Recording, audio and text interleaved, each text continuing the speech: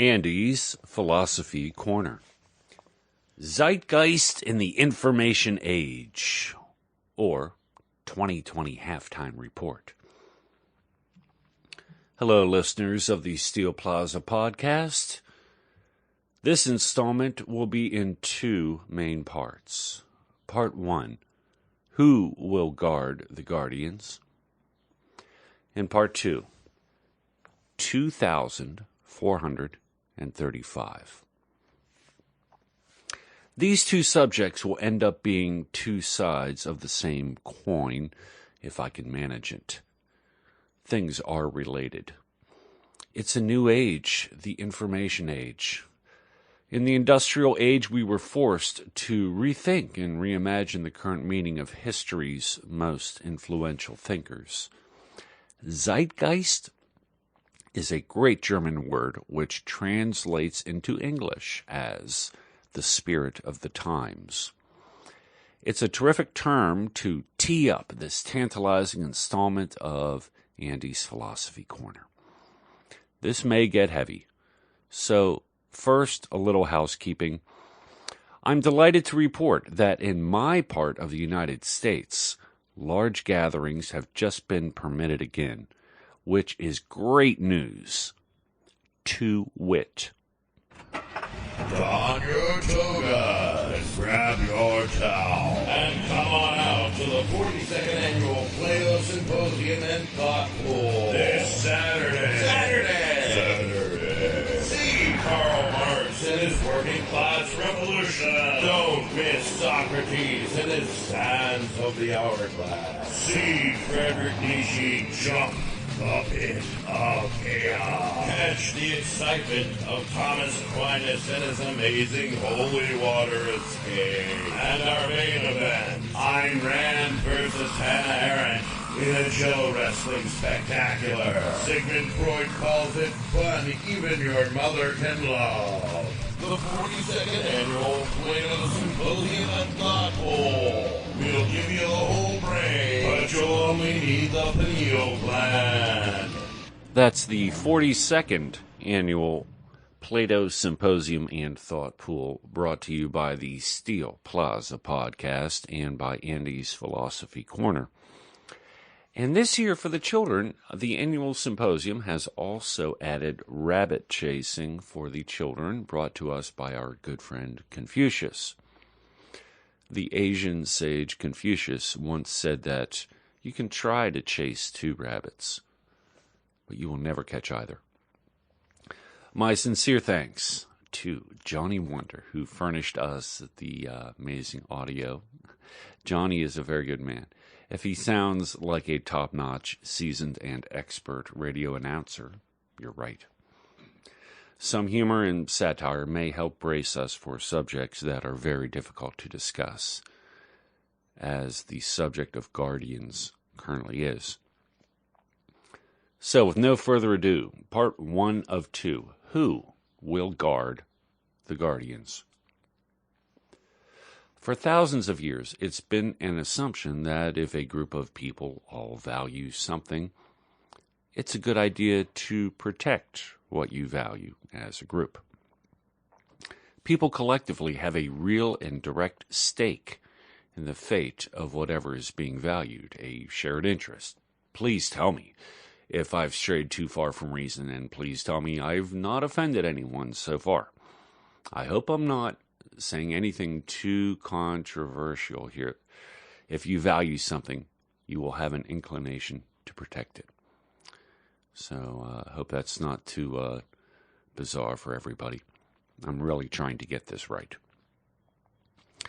Decimus Junius Juvenalis, known in English as Juvenal, was a Roman poet in the late 1st and 2nd centuries A.D. He is the author of the collection of satirical poems known as the Satires.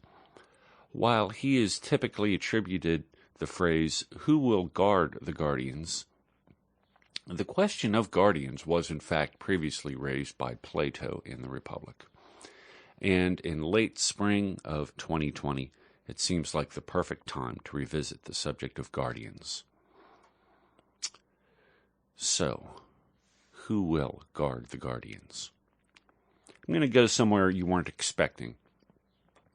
In her book, Atlas Shrugged, Ayn Rand painted a picture of what would happen if our most successful entrepreneurs simply quit.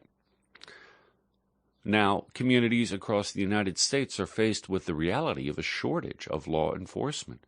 It calls so much into question. What good are laws that will never be enforced?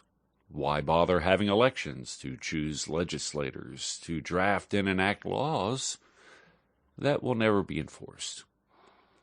I've been worrying about the people in these affected communities for days now. Many in law enforcement have found that the reservoir of public support has dried up.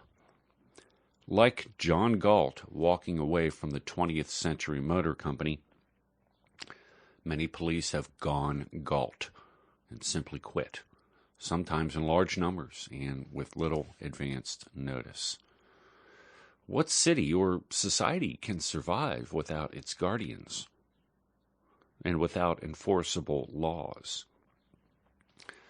Many police officers, including at least one police chief and also one mayor, are walking away from their jobs as a direct result of the localized collapses in public support for their police, their guardians. As the inevitable chaos ensues, all of us here at the Steel Plaza podcast wish you luck. It's also interesting to compare the cities with law enforcement problems and those without. What can we learn about the very dramatic differences in one city versus another? Why here and not there? And now, it's time for a special announcement from the Steel Plaza Podcast Chief Philosophical Officer Andy Hoke. Oh, that's me. Dear listeners of the Steel Plaza Podcast, in these challenging times, we're pleased to inform and remind you that we are just as confused as you are. We have no idea what to make of what's happening. We certainly don't know what will come next, and let's be honest here, our comprehension of what's already happened is sketchy at best.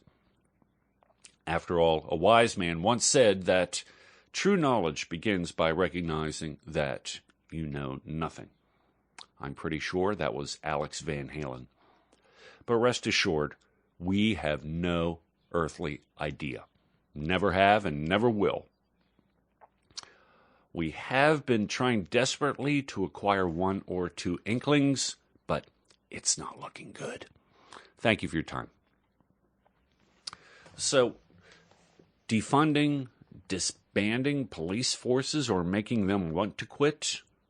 Do you want Lord of the Flies? Because that's how you get Lord of the Flies. For those not familiar with the reference, The Lord of the Flies is a 1954 novel by Nobel Prize-winning British author William Golding.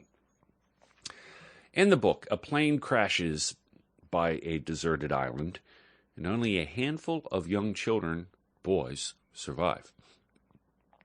They suddenly have the task of being 100% responsible for their own survival. The children eventually turn on each other, forming factions, and eventually one child kills another in cold blood. A cautionary tale, to be sure. A tale about lawlessness and about human nature. Maybe it's worth pointing out that the name Lord of the Flies comes from Kings, book of the Bible. It is a literal translation of Beelzebub, Lord of the Flies. So, can laws be enforced with insufficient support for the law enforcers? Is this sustainable? Most would say no. Lord of the Flies is currently being acted out in real life in Seattle, Washington. In all seriousness, this can only end poorly. My guess is in a hostage situation, and we can only hope that this ends with the least amount of human suffering possible. Property values in Seattle? It's been years since I personally reviewed a real estate appraisal in Seattle or anywhere, But it does not take a real estate genius to correctly guess whether or not real estate in Seattle is going up or it's going down. Maybe it'll help things if I point out that every single Fannie Mae 1004 Uniform Residential Appraisal Report has, toward the very top of the first page, an indication whether property values in the neighborhood are stable, increasing, or decreasing. We have laws, but the public will not support enforcement of their own laws, is prominent among the many messages we are getting from Washington State. Campaigns, voting for legislators to pass laws, it was all a complete waste of time without the will to enforce those laws. The Will to Power was a collection of writings by Friedrich Nietzsche. Nietzsche was a 19th century German philosopher. Here are a few quotes from Friedrich Nietzsche. We avenge ourselves against a phantasmagoria of a better life. To imagine another, more valuable world than this one is an expression of hatred for the actual world. And this is what makes people suffer. Nietzsche goes on to say that the metaphysical world is one fabricated solely from psychological needs. Nietzsche thought that Socrates was weak and cowardly. Consequently, Socrates flees into the ideal, the metaphysical. The concept of the ideal is a very important one, and it's a dandy time to bring up the field of philosophy known as logic. There are two varieties of logical fallacies. There can be fallacies in formal logic. Formal logic essentially operates like geometry with proofs and axioms. And there are informal fallacies. Informal fallacies take many, many forms. It's really a list of rhetorical devices that are as common as they are fallacious. What we are seeing played out nationwide with our guardians, in my estimation, is what is known as the nirvana fallacy. Essentially, things aren't perfect, therefore they are evil, and it's our job to destroy it. It's not nirvana. Another expression might be throwing out the baby with the bathwater. Listeners of the Steel Plaza podcast, we have imperfect citizens electing imperfect leaders, overseeing imperfect laws, and our imperfect guardians really have zero chance of pleasing us. These are the issues and the challenges that have always existed in society. These issues and shortcomings will continue to exist in free cities and free countries. I think we should keep in mind that laws aren't going to start enforcing themselves. What is different in 2020 as one tragedy after another is published for the world to see? What's different is the internet. Now we all have the internet in our pockets. Bad news gets a lot of attention, and we spend hours and hours reviewing every small detail. People may now zoom in and replay tragedy for all of their waking hours. I'm going to give you two references that might help make sense of things. Number one, Black Mirror. Black Mirror was a science fiction series on Netflix based on some possible futures, mostly dystopian, and mind-blowing developments with computers. And it was only after I finished watching this series that I realized that the Black Mirror was the computer screen. It doesn't matter if it's a laptop, desktop, tablet, smartphone. How you use the internet is a reflection of you, a mirror. Think about your browsing history. Think of what you seek out. And think about what you avoid. Number two, Gulliver's Travels. a book by Jonathan Swift, first published in